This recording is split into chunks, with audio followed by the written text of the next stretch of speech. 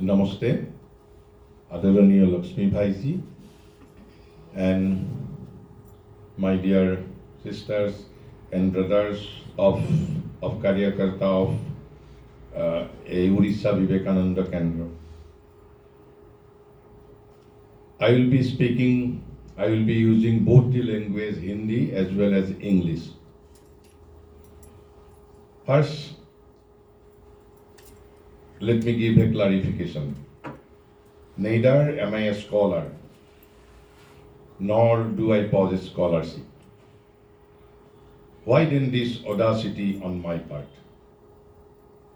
I have a sense of offering anything and everything at the lotus feet of the Supreme Divine Mother. And this sense of surrender is the sole source of my strength and audacity. The whole speech has wholly been prepared or mostly been prepared from the writings of Maharishi Sri Aurobindo and some of his disciples.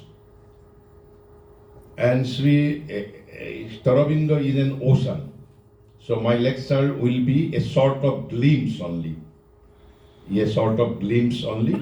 and I have divided my speech into three parts. First part relating to the life as a whole, life. And the second part is what is not yoga. And the third part is what is yoga. But first, let us have a clarification. And the clarification was given by late Professor Kirit Joshi. He was former IS and a great disciple of Sri Aurobindo and the Mother. He said once that there is at present a need to clarify the meaning and aim of education, just as it is necessary to clarify the meaning and aim of yoga. So there is a misconception in respect of yoga as well as about education. He says that yoga is often identified exclusively with Hatha yoga. Hatha yoga, that is our first yoga. And Hatha yoga means the yoga exclusively related to asana and pranayama.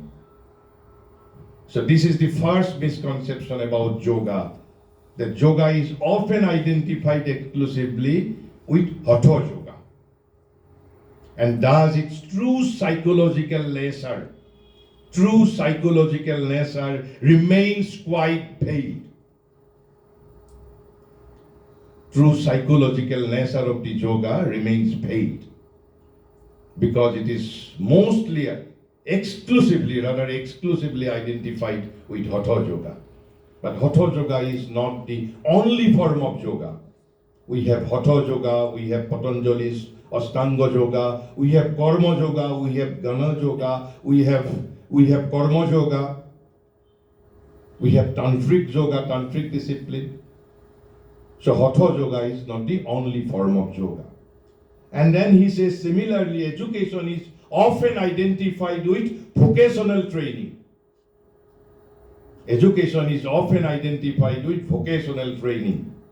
Vocational training is a necessary thing. But education is not only vocational training. Vocational training is indeed a necessary thing, but it has to be dealt separately. So similarly, education is often identified with vocational training or with some kind of mental culture. But its fundamental nature of integral psychological process remains quite vague. So yoga is also a psychological process. Education is also a psychological process. And that is why late Professor Kirit Joshi says, in the right view of yoga and education, right view of yoga and education, we find education and yoga are one and identical process. One and identical process. He has not used the word similar. He has used the word identical. Education as well as yoga are one process and identical process because both are psychological process, integral psychological process. And we may add Indian spirituality, Indian culture, India's vision of education, and Indian yoga all have almost similar and identical aims and objectives. So this is the first clarification. Yoga is not to be identified exclusively with Hatha Yoga, though Hatha Yoga is one of the most important form of yogas. But it should not be exclusively identified with Hatha Yoga. Now let me move on to a different, let me explain from a different perspective. What is the meaning of Ratha Yatra of Jagannath? As I am in Orissa, what is the true significance of Ratha Yatra of Jagannath, Prabhu Jagannath? Maharishi has given its highest significance in two sentences. He wrote in Bengali, Jagannather Rath, in two sentences, and I find there can't be anything we can't have higher meaning than this. Maharishi says, what is society? What is society? Maharishi says, the ideal society is the vehicle. Society is a vehicle. Whose vehicle? Vehicle of the indwelling Godhead. Indwelling Godhead. Meaning, indwelling Godhead means the divine within us, the inner soul, our inner soul, vehicle of our inner soul, inner Godheads. Inner Godheads. The ideal society is the vehicle of indwelling Godhead of a human aggregate. Human aggregate. So समाज क्या है? समाज क्या है? समाज मनुष्य समष्टि का अंतरात्मा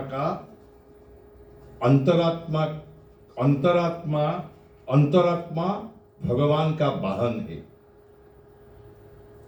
ह्यूमन एग्रीगेट यानी मानव सोसाइटी यानी ह्यूमन एग्रीगेट, मानव समष्टि का अंतरात्मा जो भगवान है. Because our inner soul is none other than our Godheads. Godheads का एक vehicle है. So, the ideal society, but not of the present ordinary kind of society. The ideal society is the vehicle of the indwelling Godheads of a human aggregate. Human aggregate यानी मानव समष्टि. क्योंकि समाज है समष्टि. किसका समष्टि है? मानव का समष्टि है. लेकिन सिर्फ मानव समष्टि का समष्टि ही समाज नहीं है. समाज एक vehicle है, वाहन है. किसका वाहन है? हमारा indwelling Godhead का वाहन है. Indwelling Godhead का वाहन है. So the ideal society is the vehicle of the indwelling Godhead of an aggregate. That is to say, the chariot for the journey of Jagannath. Society is the chariot, but that society is ideal society. I am not speaking of ordinary society. Society created by human intellect, not. But the ideal society is a vehicle. Whose vehicle? Vehicle of the indwelling Godhead of human aggregate. मानव समष्टि का वाहन है. मानव समष्टि का भी नहीं है, मानव समष्टि का अंदर में जो अंतरात्मा भगवान है, भगवान का वाहन है। Ideal society, ideal society is a vehicle of our indwelling godheads of human aggregate, यानी मानव समाज, मानव समष्टि का अंदर में जो भगवान है, उस भगवान का आदर्श समाज एक वाहन है, vehicle है। इसका मीनिंग उन्होंने लिखा the chariot for the journey of Jagannath. लेकिन उस व्हीकल का व्हील क्या क्या है, शाखा क्या क्या है, व्हील क्या है? उन्होंने लिखा है unity, freedom, knowledge and power. ये सार शरीर, सार जिनिस, सार वस्तु एक unity, freedom, knowledge and power constitute the four wheels of this chariot. The four wheels of the chariot of Jagannath are: one is unity, second is freedom, third is knowledge, and fourth is power. So the foundations of an ideal society are, what are the foundations of an ideal society? First one is unity, second one is knowledge, freedom and power. If we are committed to create an ideal society, we have to manifest power. There must be unity, there must be freedom, and there must be knowledge. Without these four, we cannot hope to create an ideal society. This is the significance of the chariot of Jagannath. But the question remains, how these are to be manifested? Because India says knowledge is within. India says power is within. India says freedom is within. Because all freedom lies within soul. There is no freedom outside. Unless I realize my soul, there cannot be a society consisting of unity. These four are the basis foundations of an ideal society. And what is ideal society? Ideal society means human aggregate, manav samashti. Ideal society is the vehicle. Vehicle of whose vehicle? Of the indwelling godheads. Four wheels are unity, freedom, knowledge, power constitute the four wheels of this chariot. But the question remains, how to be manifested? How knowledge is to be evoked? Knowledge cannot be acquired from outside. Knowledge, like money, cannot be acquired from outside, because knowledge is within. The source of knowledge is within. India says, you may disagree, but India says knowledge is within. That is why knowledge is to be evoked. Knowledge is not to be acquired. Power is within. When we talk of empowerment, right now the very concept of modern empowerment is to be empowered from outside, to be empowered by law, to be empowered by society. But these are empowered by others. But I have to be self-empowered, because power is within. So this is the first question. Then the second, what is the aim of a culture? What is the aim of a culture? What is the aim of a culture? Maharishi says, to lead him to knowledge. To lead him to knowledge, though he starts from an unfathomable ignorance. We start from an unfathomable ignorance, because animal does not have any culture. Because the life of animal is not a journey from ignorance to knowledge. But our journey, human journey, is a journey from ignorance to knowledge. To teach him to live by his reason, we have to guide our life through reason. Though actually he lives much more by unreason. By the law of good or unity, though he is now full of evil and discord, by a law of beauty and harmony, though his actual life is a repulsive model of ugliness and jarring barbarism. So what is our journey? What is our human journey? Human journey is a journey from ignorance to knowledge.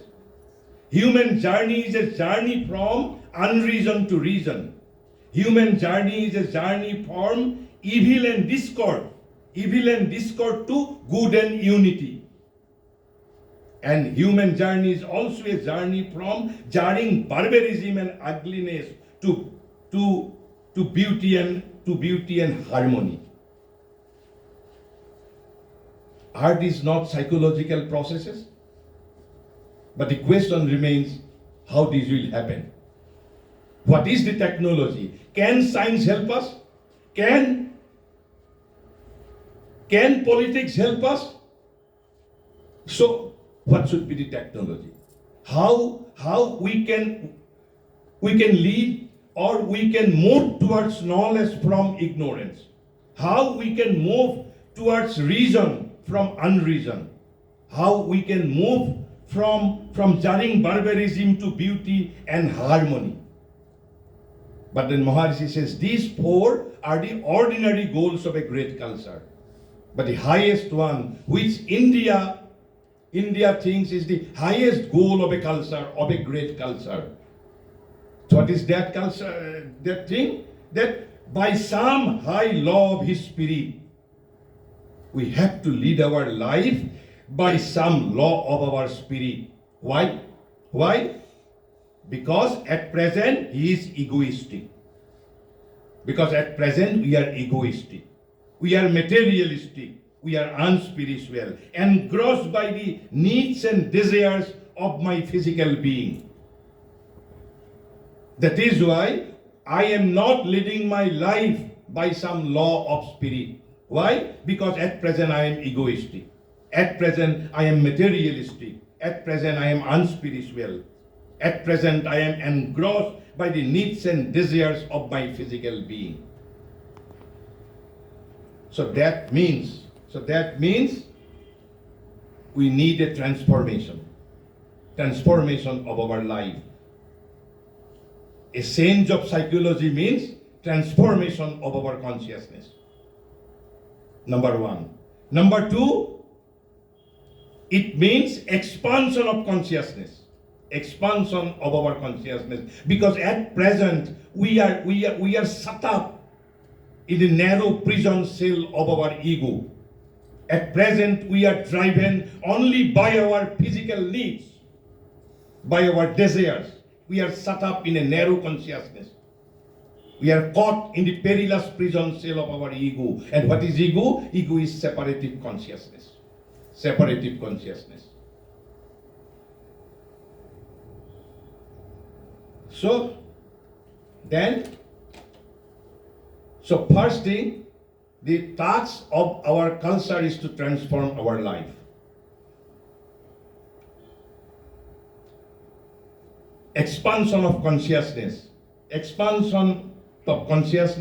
and transformation. We have to become something what we are at present not.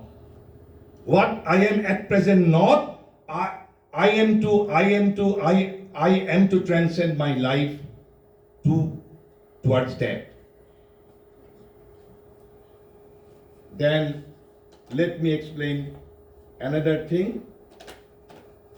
What is the difference, essential difference between animal, God and man? Who are superior? God means small g. By God, I am referring to, Maharishi is referring to the deities, not the God with capital G. So Devata, gods, deities.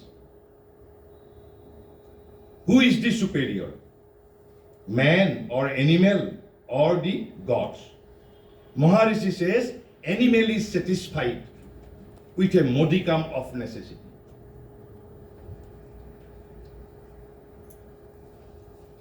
And the gods are content with their splendors because gods are already immortal. They are already satisfied with their immortality. They don't have any aim in life. gods does not have any aim of their lives. And the animals, they are satisfied with a modicum of their necessity.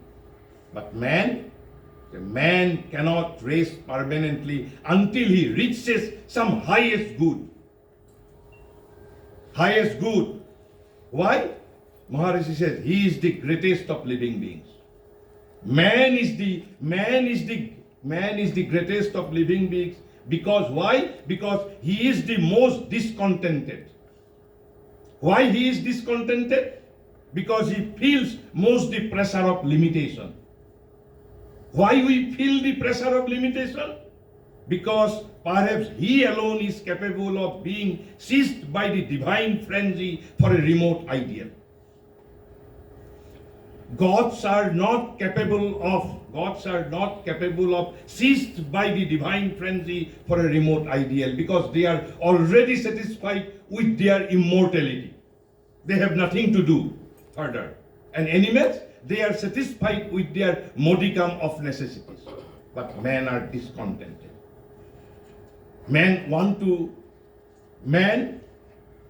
Because he is the most discontented, because he is capable of being seized by the divine frenzy for a remote ideal. And what is that remote ideal? India says, at present we are Naro. We are Naro. At certain point of our life, we have to become Narottam. But Narottam is not our destination. We have to become Narayan. This is the remote ideal. And among these three living beings, gods, animal, and human, according to Maharishi Sri Aurobindo, he alone perhaps is capable of being seized by the divine frenzy for a remote ideal. And what is that remote ideal? India says we can even become Brahman. Right now we are portion eternal. Gita says, Mama eva angsha sanatana. Right now I am angsha sanatana. This is the remote ideal. This is our highest destiny. We have to become Brahman one day. But the process is a gradual one. We are right now Nara. We have to become Narottam. Then only we can hope to become Narayan. And the Gita says, Mad Bhavam Tagata. In verse number 10, chapter number 4. Mad Bhavam is Tagata. So this is the difference between man, animal, and the gods. And then Upanishad says, what is our life? What is our life? Upanishad says our life has to be a journey. Again, our life has to be a journey from what to what? Upanishad says has to be a journey from Asatu ma Sadgamaya, Tamasu ma Jyotir Gamaya, Mrittur ma Amritam Gamaya. What is the meaning of Amritam Gamaya? I have to become Narayan. I have to become immortal. I have to become Amritam. So this is human journey. A journey from darkness to light, journey from mortality to immortality. And journey from darkness to light, journey from mortality to immortality, and journey from unreal to real. So whole human journey is a journey of transformation. A journey of expansion of our consciousness. A journey to reach a point what at present I am not. At present I am not the Narayan. At present I am not the Narottam. But my destination is Narottam, and the highest destiny is to become the Narayan, to become the Brahman. Asatu ma Sadgamaya, Tamasu ma Jyotir Gamaya, Mrittur ma Amritam Gamaya. Life has to be a journey. But how it can be effectuated? Our normal intellectual education, our economics, our sociology, can they help us? We must have a technology, transformational technology of life. Life has to be a journey. So then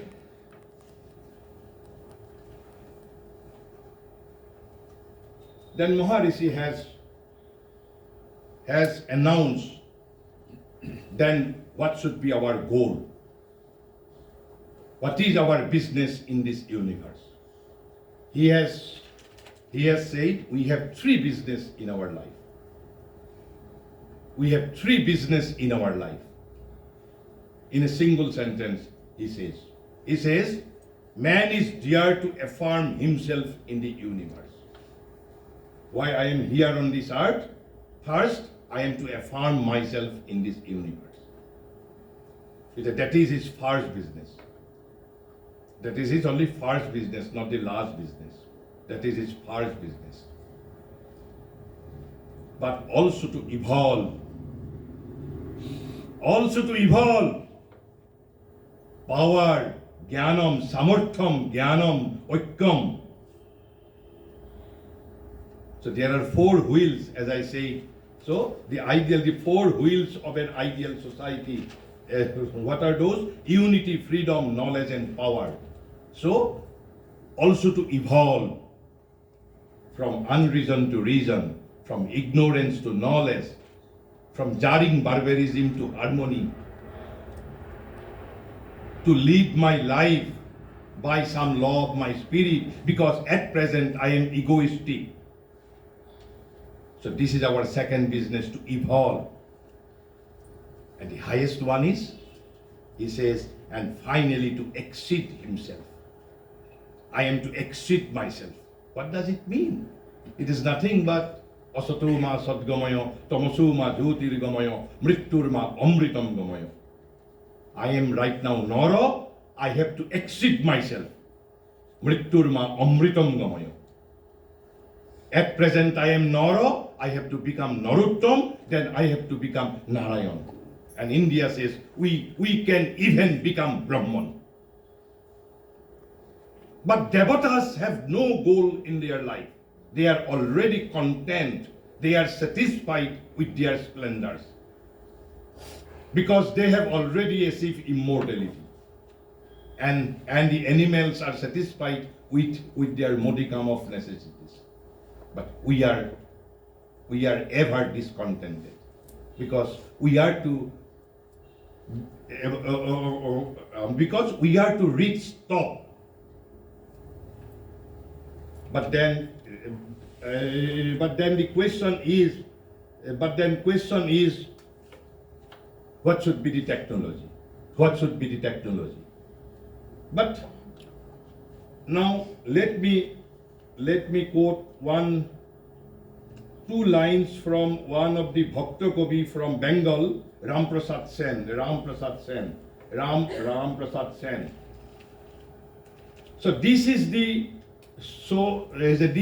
possibility of our life. We can even become Brahman. But Ram Prasad Sen says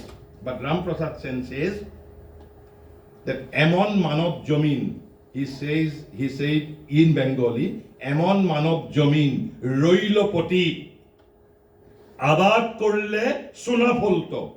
Amon Manav Jamin, Roilo Poti, Abad Korle Sona Folto. So how rich an estate man lies fallow here. Fallow means plowed and harrowed but left uncropped. जीवन का जो क्षेत्र है उसमें हम लोग कोई काम ही किया नहीं. It is without plowing, it is without cultivation. But amon manav jamin roilo poti, without cultivation, remaining without cultivation. If this were tilled, if this were cultivated, a golden crop would spring. Amon manav jamin roilo poti, abad korle sona folto. And what is that sona? What is that golden crop? I can even become Brahman. I can even become Narayan. So Narottam is our way. Narottam is our middle station. Right now we are Nara. We have to become Narottam. then we have to become one day Narayan. Same thing had been spoken by Upanishad, same thing has been spoken by the Gita, same thing has been spoken by Maharishi, but all have spoken in their own language. In their own language. So then, right now, though this is the possibility of our life, what we are doing now. At present, in our ordinary life, we have only 4 goals. We have only 4 goals. What are those? Commoning, our career. First one is our career. Second one is money. But how much money? We simply do not know. Third one is, after money and career, what we need? We need fame. And after that, we need power. Our whole ordinary life is composed of these 4 aims in life. Our career, our money, and then fame, and then the power. And this is what Maharishi says at first. So these are definitely part of our aims in life. But this is our first business. As Maharishi says, man is there to affirm himself in the universe. That is his first business. So we need career, we need money, we need fame and power.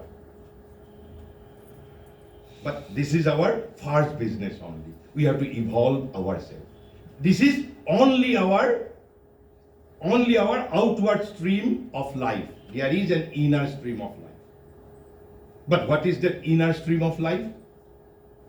Have we ever asked ourselves, do I have a restless mind?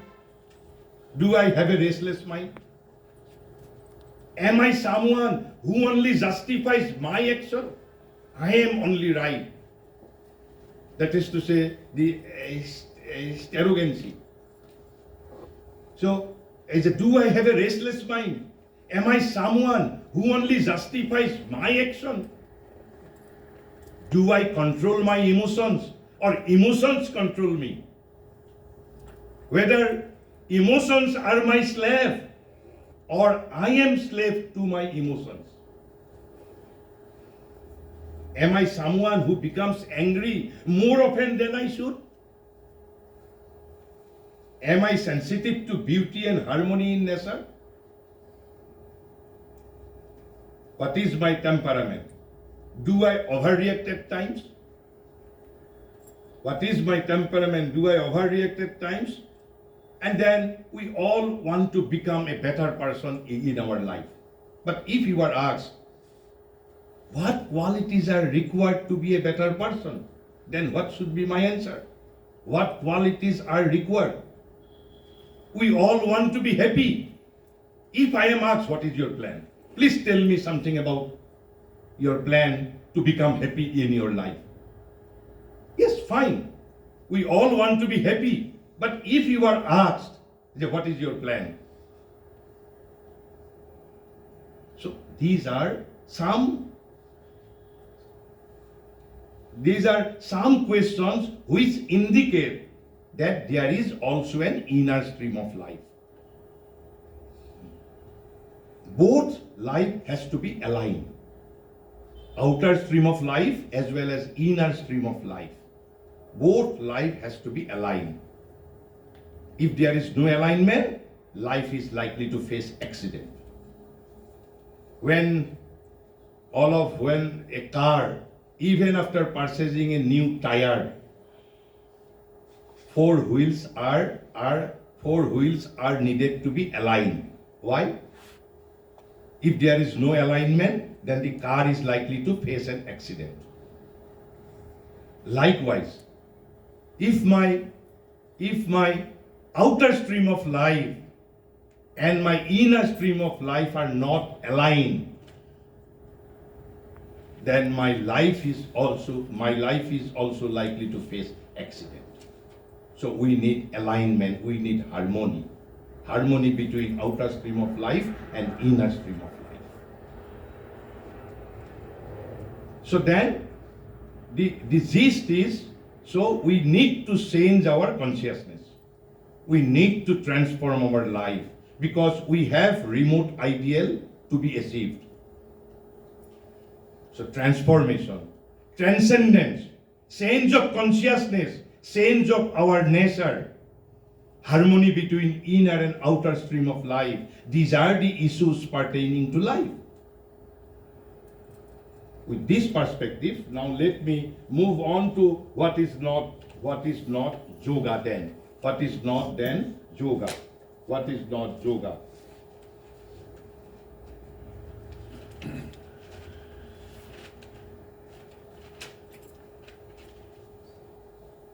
But before that, Maharishi says that we believe that it is to make the yoga the ideal of human life that India rises today. Yoga is our mission of our nation. Maharishi says that we believe that it is to make the yoga the ideal of human life that India rises today. By the yoga, she will get the strength to realize her freedom, unity, and greatness. By the yoga, she will keep the strength to preserve it. It is a spiritual revolution we foresee, and the material is only the shadow and reflex. So yoga is India's national mission, Maharishi says. So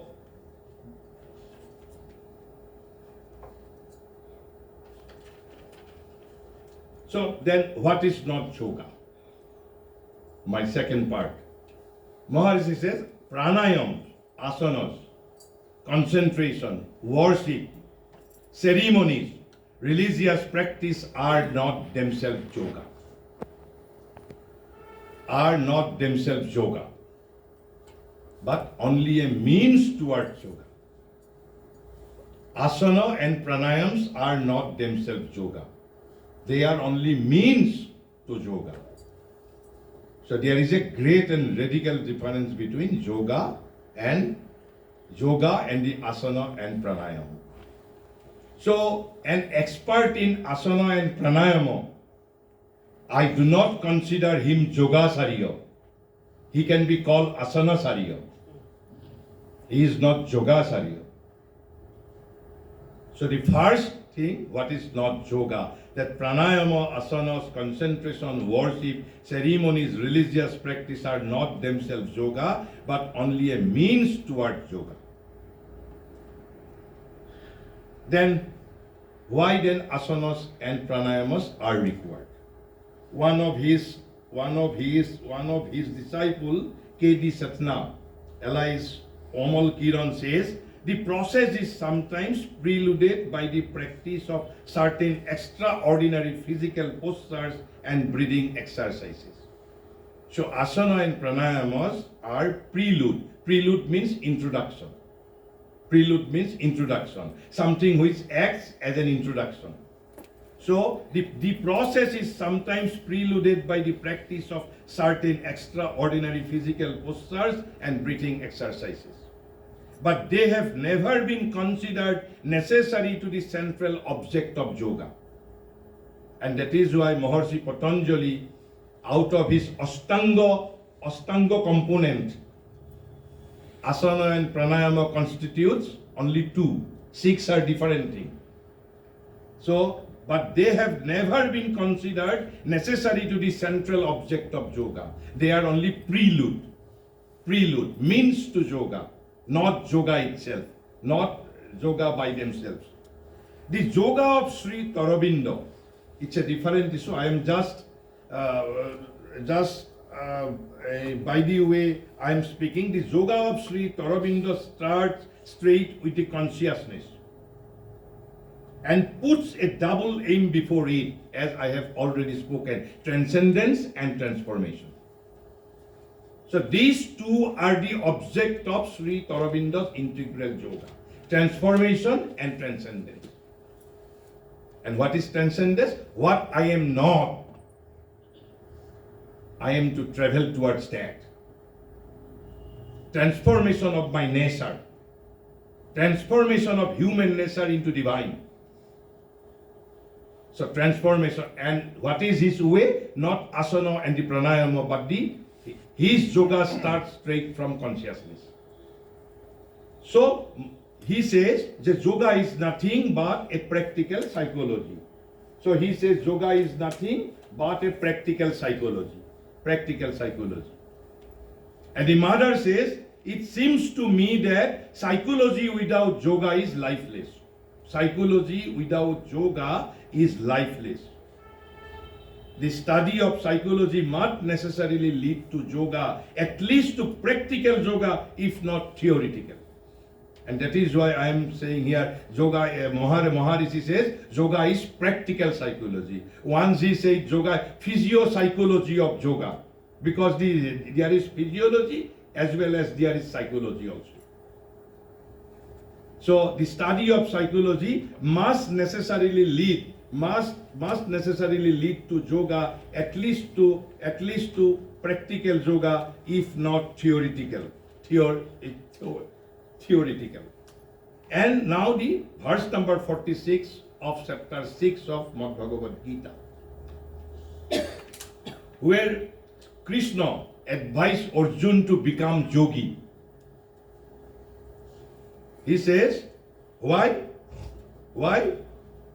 According to Arjuna, according to Sri Krishna, greater than the doers of ascesis.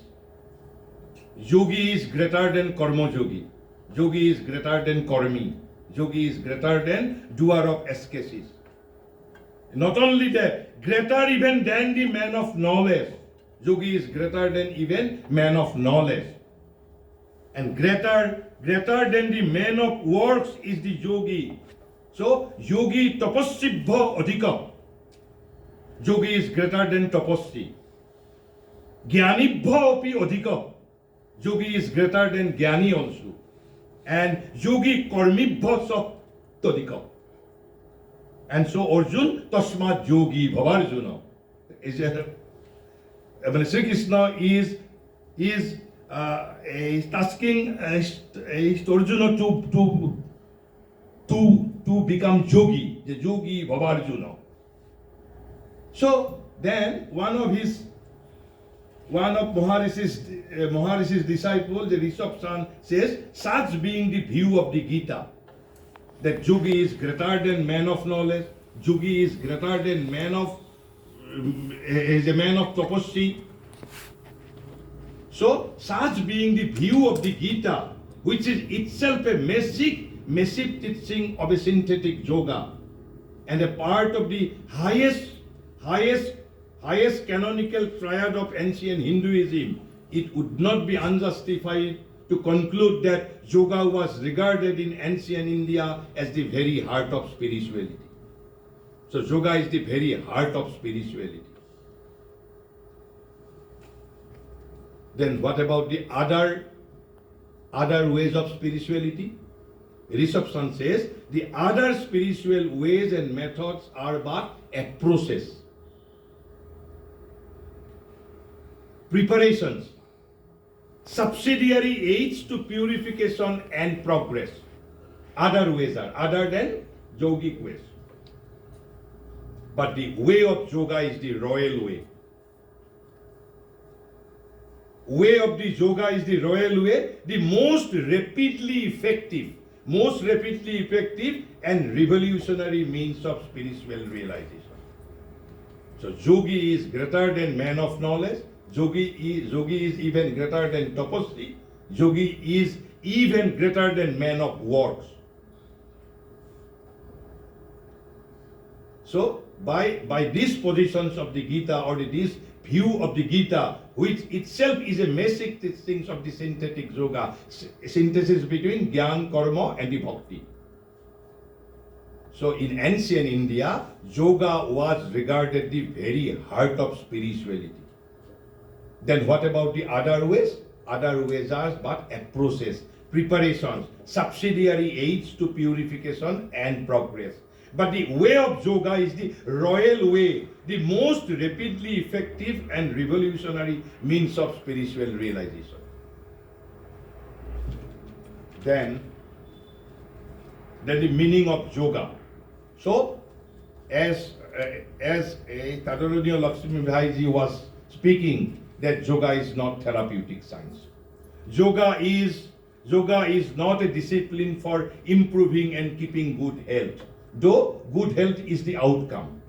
When yoga is used for therapeutic purpose, not yoga, when asanas and pranayamas are used for therapeutic purpose, then it is not called yoga, then it is called Ayurveda. India has three distinctive contributions to the humanity. First one is Sanskrit language, second one is yoga, and third one is Ayurveda. So asana and pranayamas, when used for therapeutic purpose, then it is not called yogic ways. Then it is called Ayurveda. So there is a difference between Ayurveda and the yoga. So in view of the positions being taken by the Gita vis-a-vis yoga, it cannot evidently either be a mere therapeutic science or a discipline that has been systematized and practiced for improving and keeping health. It must be held as something that is at the core of life and its very meaning and significance. So yoga is the very meaning and core of life. Core of life. So yoga is not therapeutic science. And yoga is not a discipline for improving our health or keeping our health, though these two are the outcomes of asanas and pranayamas if properly performed. But then they will be called physical exercise, and when they are used for therapeutic purpose, then it is called Ayurveda. Now then, what is yoga? Then what is yoga then? Again, as a reception says, the etymological sense of the word. Etymological sense of the word is union. Union. So yoga means union. Yoke.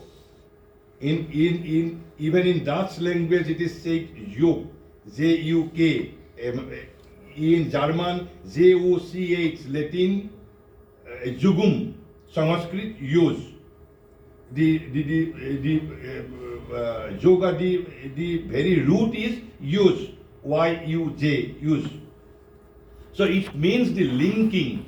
This is the most important definition you are to know. Why yoga is called union? Why? It means the linking or union of human consciousness with something higher. Human consciousness with something higher, something transcendent, something eternal, and something divine. Why? Why we are to unite? Why we are to unite our human consciousness with a transcendental consciousness? Why? What is the necessity? What is the necessity?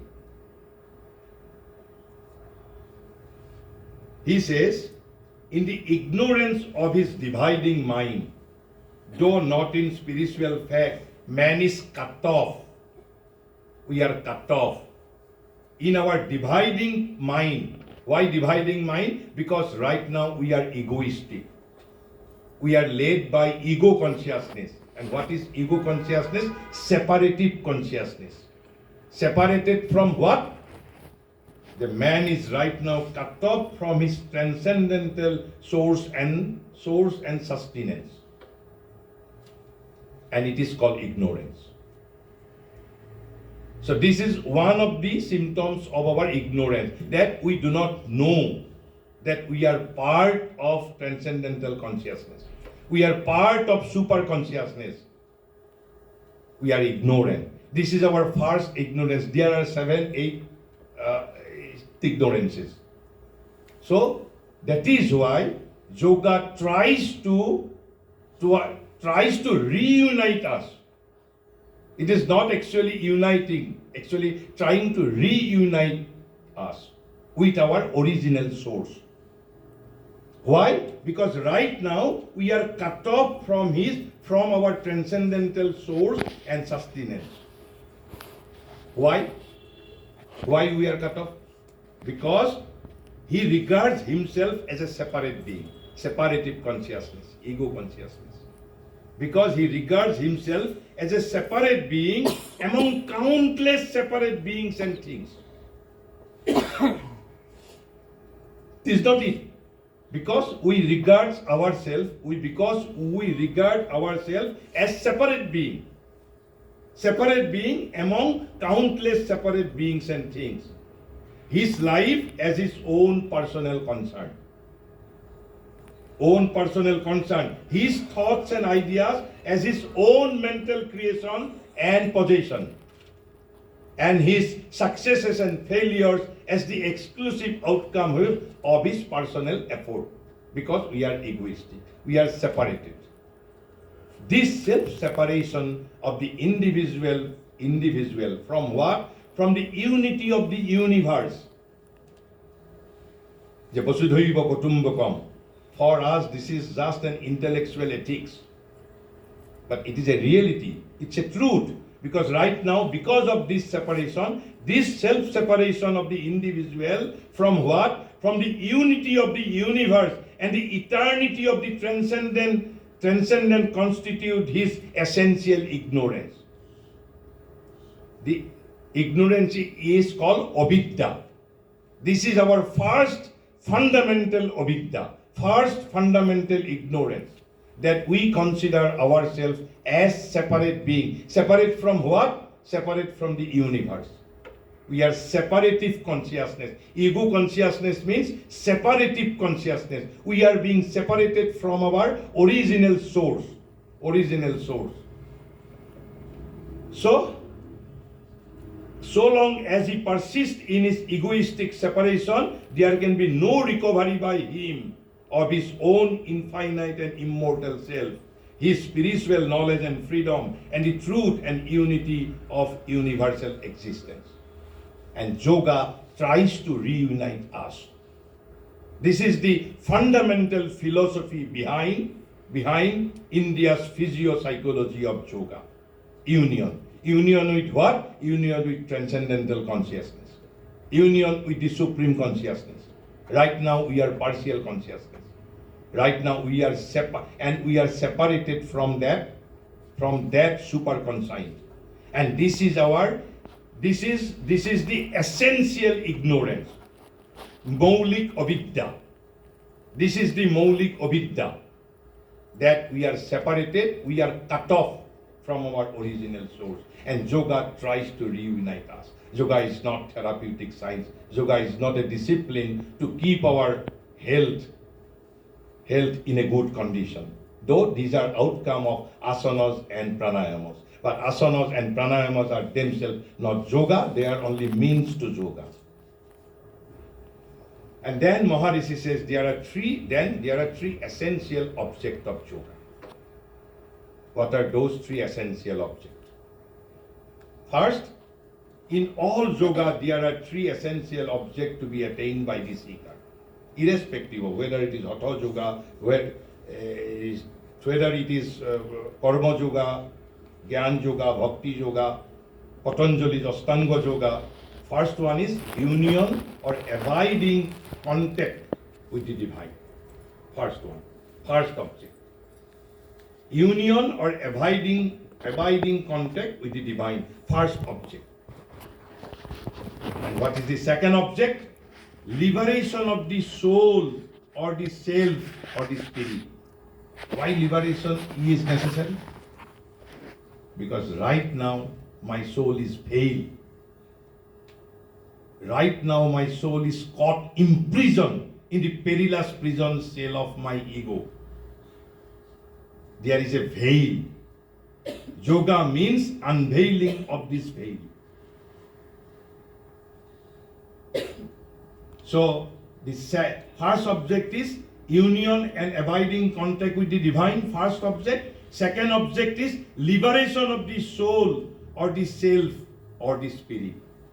Because right now my soul or spirit is caught imprisoned in the perilous prison cell of my great ego. And what is ego? Separative consciousness. Ego is a kind of prison cell which separates me from the whole world. And what is the third? A certain sense of the consciousness. That is to say, spiritual sense. Sense of consciousness from ordinary human consciousness to spiritual consciousness. So these three are the essential objects of yoga, irrespective of the any forms of yoga.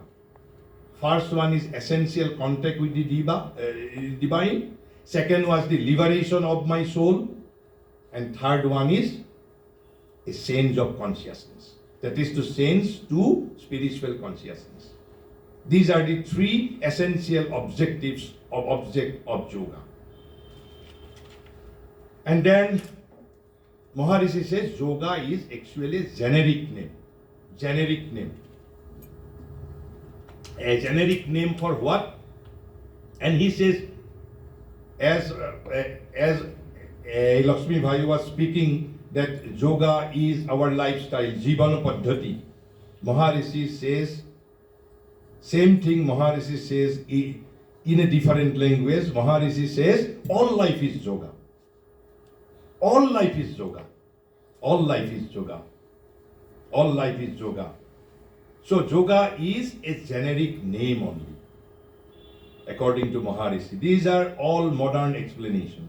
So yoga is a generic name. Generic means belonging to a genus, jatigat. So essentially yoga is a generic name for the processes and the result of process. So generic name for what? Processes and the result of process. By which what we do? By which we transcend or shred off our present moods of being. Shred off means to tear or cut into small pieces. By which we transcend or shred off our present moods of being and rise to a new, a higher, a wider mood of consciousness, which is not that of the ordinary animal and intellectual man. So what is the goal? A new and higher and wider moods of consciousness. We have to rise. With this process, yogic process, we are to rise towards a new, higher, wider. He has used three words: a new consciousness, a higher consciousness, a wider consciousness. And he specifically mentioned that it is not the ordinary animal or intellectual consciousness. So yoga is just a generic name for the processes and the result of processes. Number second, he said yoga is the exchange. Exchange of what? The yoga is the exchange of an egoistic. We exchange our egoistic consciousness with what? For a universal or cosmic consciousness lifted towards or informed by the supra-cosmic, transcendental, unnameable, who is the source and support of all things. So yoga is the process through which we exchange our egoistic consciousness. For what? For a universal or cosmic consciousness. So yoga is a process of exchanging our egoistic consciousness. Then yoga is a passage. He says yoga is a passage. Passage for what? Yoga is the passage of the human thinking animal towards the God consciousness, from which he has descended. So this is the most important thing. We have, from where we have descended, we are to unite. So yoga is the passage, yoga is the road, yoga is the way. So yoga is the passage of the human thinking animal towards the God consciousness from which he has descended. So then the final outcome is a change of consciousness ultimately. A change of consciousness is the whole meaning of the process of yoga. Change of consciousness and transformation of our nature. Change as well as expansion of our consciousness to a higher and wider consciousness. Change. So, And what is the meaning of this very sense of consciousness? A sense of consciousness is equivalent to a new birth. Equivalent to a new birth, a birth into a higher sphere of existence. And then says, a sense in human consciousness will make possible the manifestation upon earth of a higher force, a pure light, a more total truth. So without sense of consciousness, we cannot build a perfected world. He says, a perfected world cannot be created by man or composed of man who are themselves imperfect. So sense of consciousness is the first thing to be effectuated. And what is the way? Not information technology, not scientific technology, not engineering technology, not by politics, not by sociology, not by economics, but by yogic ways. And this is India's mission, to sense the consciousness of humanity. Sense of consciousness as well as transformation of our lower nature. Lower nature into higher nature. So transformation and sense of consciousness for the purpose of transcendence. We are to exceed ourselves. And then Gita says, what is yoga? The yogastha kuru karmani. Samattam yoga usyate. Samattam yoga tusyate. That is to say, fixed in yoga, do thy actions. Krishna says, O Dhananjay, having abandoned attachment, having become equal in failure and success, equality is called yoga. According to Gita, the samattam yoga usyate. In one of the verse, that is verse number 48, chapter number 2. Then again in verse number 50, Bhagavad Gita says, yoga karmosu kaushalam. Yoga karmosu kaushalam. That is to say, the one united in buddhi. The one united in buddhi cast away in this world both good doing and evil doing. So samatya is the very foundation of Gita's teaching, equality. Equality to failure and success, equality to evil doing and the good doing. So therefore strive for yoga. Yoga is skill in words. Yoga is skill in words. So then Maharishi says, yoga a new birth, a larger spiritual existence. So all yoga is in its nature a new birth. It's a new birth. All yoga. It is a birth out of what? Out of ordinary, the mentalized material life of man. Into what? Into a higher spiritual consciousness and a greater and diviner being. No yoga can be successfully undertaken or followed unless there is a strong awakening to the necessity of that larger spiritual existence. So then, all yoga a new birth, points to be noted. All yoga is a new birth, Navajanma. It's a new birth out of what? Out of our ordinary. Into what? Into a higher spiritual consciousness. All yoga. So sense of consciousness is the whole meaning of the process of yoga. And then now, the final Maharishi's very...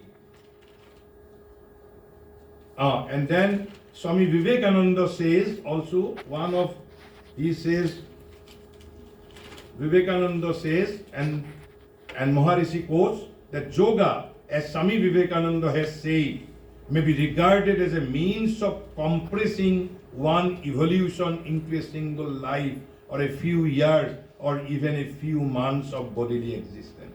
Through yoga, we can compress the works to be done in 1,000 lives can be compressed into one single life.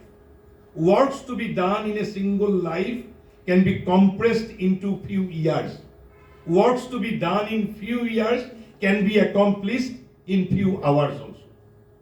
So according to Vivekananda, yoga, as Swami Vivekananda has said, may be regarded as a means of compressing one's evolution into single life or a few years or even a few months of bodily existence.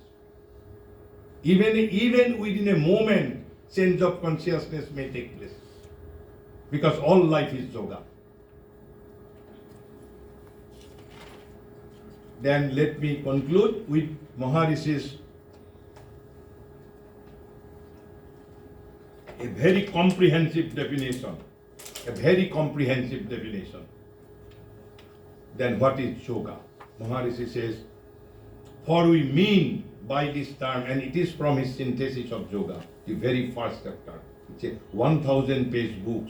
The name of the book is Synthesis of Yoga, from the very first chapter. It is his final considered view or definition of yoga.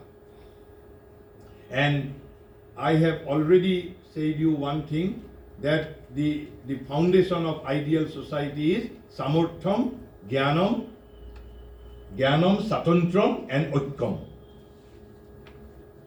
So, for we mean by this term a methodized effort. So, if you are asked what is yoga, Maharishi's answer is yoga is a methodized effort. First point to be noted. Yoga is a methodized effort. Towards what? Towards what?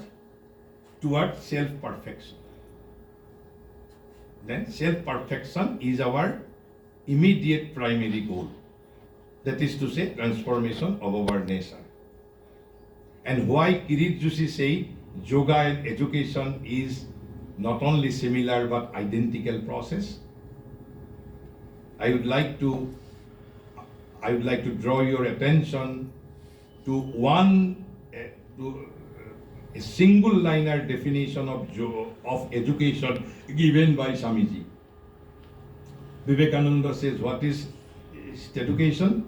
Education is the manifestation. Manifestation of what? Manifestation of perfection already in man. And here Maharishi says, yoga is a methodized effort towards self-perfection. So is it not then yoga and education are identical process? Identical process? So for we mean by this term a methodized effort towards self-perfection, towards self-perfection. And what is the process? Because yoga is the generic name for the processes and the result of process. What is the process? By the expression of the secret potentialities latent in the being. We need asana and pranayama for the expression of our potentialities latent within our being. This is one of the methods. This is the significance behind asana and pranayama. For expressing, because the four foundations, four wheels of the ideal society, power, jnanam, all are within us. So yoga is a methodized effort towards self-perfection. First goal, primary goal is self-perfection. And what is yoga? A methodized effort. And what is that methodized effort?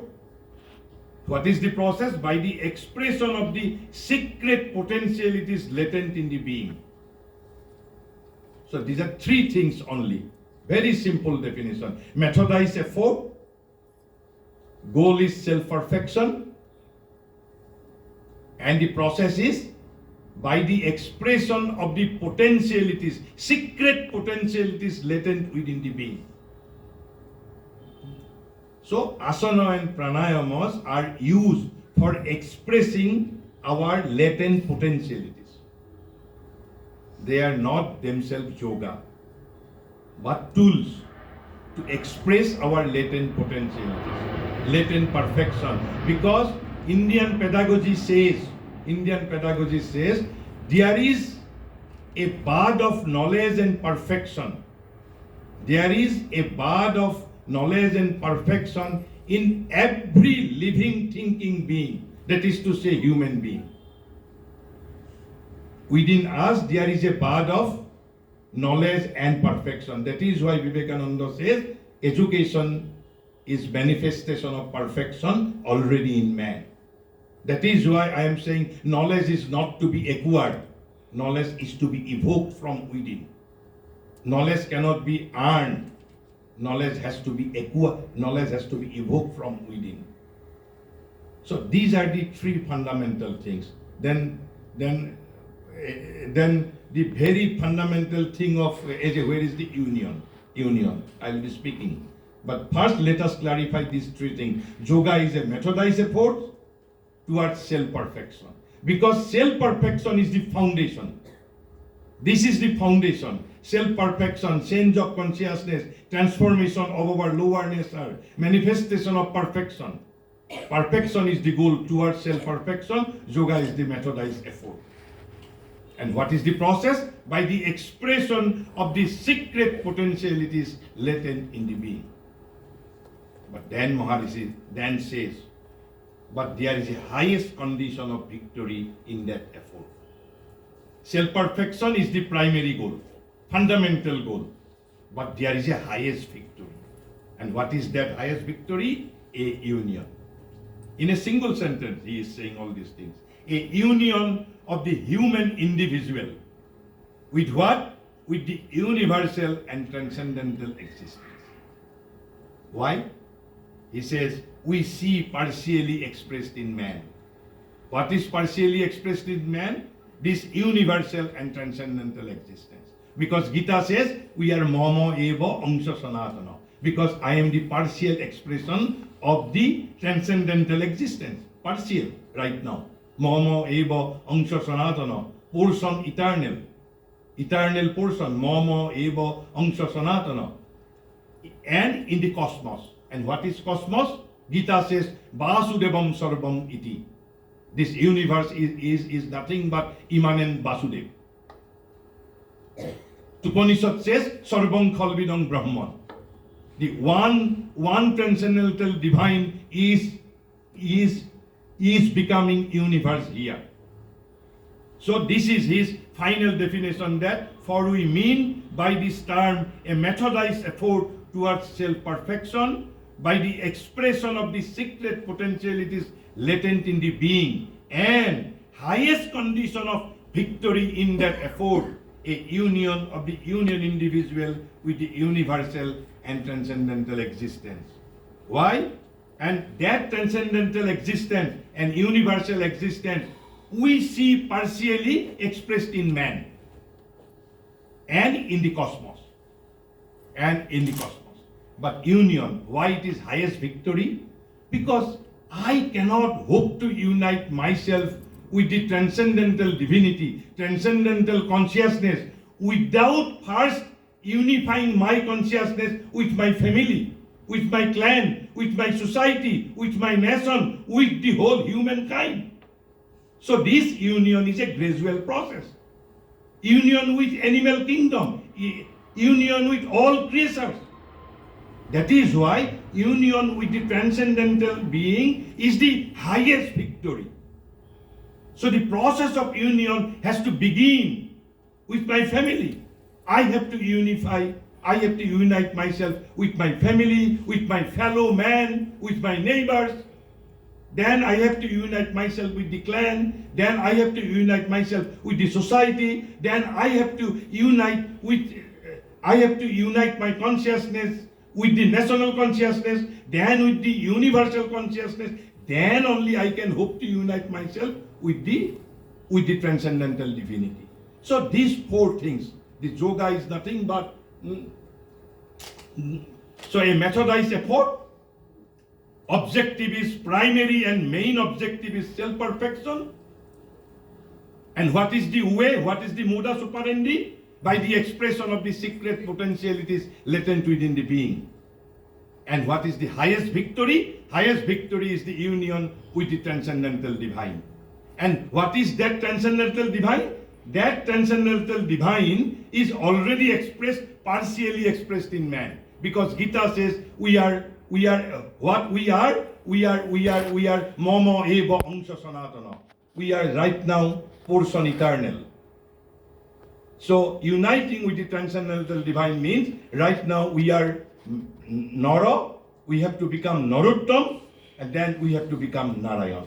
Asato ma sadgamaya, tamaso ma jyotirgamaya, mritturma amritam gamaya. This amritam gamaya is nothing but uniting my consciousness with the immortal consciousness, with the transcendental consciousness. So yoga is then, what is yoga? Yoga is transcendence. Yoga is transformation. Transformation of what? Transformation of our consciousness as well as transformation of my nature. And yoga is also expression of my secret potentialities. Whatever is within, jnanam, samartham, aicaym, everything is within us. And these are all relating to our subjective personality. And that is why yoga is a psychological process. Yoga is not a physical process alone. So with this, let me conclude here. Thank you and namaskar to all.